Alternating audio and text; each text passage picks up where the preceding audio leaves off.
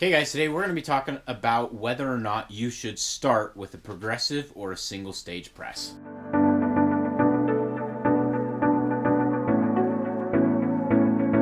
There's a lot of different opinions on this topic, but my opinion is essentially if you have the money, you should always start with a progressive press.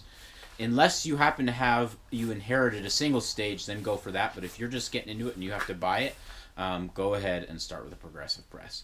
Now, the other people disagree with me.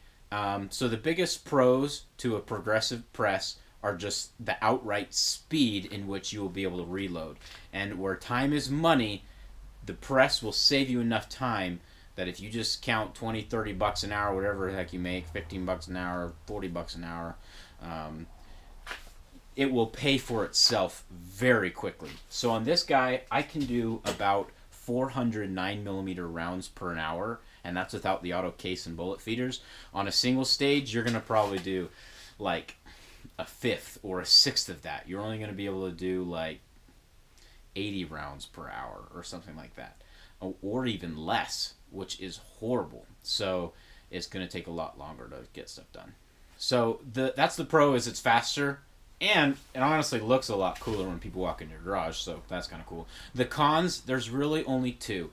The first is the cost. They are a lot more expensive. I was walking to Sportsman's today, and they had this press for like 650 or 699 bucks or something like that. I paid 450 for this only 2 years ago. So yeah, that's called inflation and supply and demand. So between two of those, things get pretty rough. So cost. If you cannot afford a progressive press right out of the gate, then honestly, a single stage is a great place to start. Start there. Don't let the cost just not let you get into reloading. Start with a single stage. Besides, you'll learn the basics really well, and then you move to a progressive.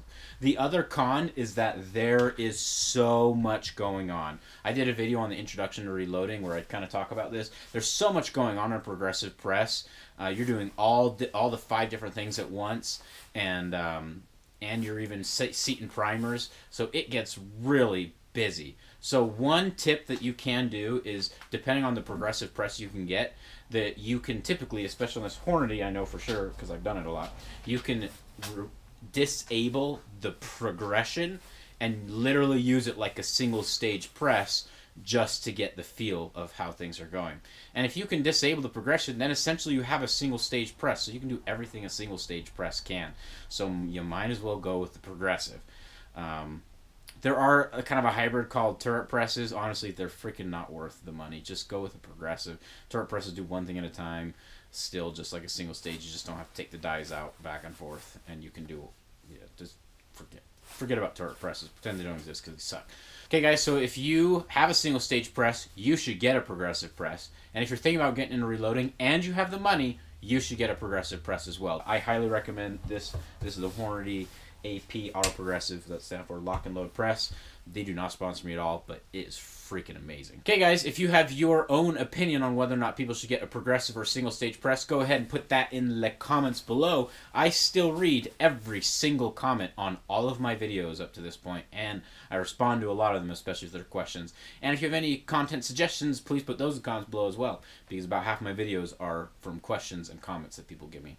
Okay, guys, thanks for watching.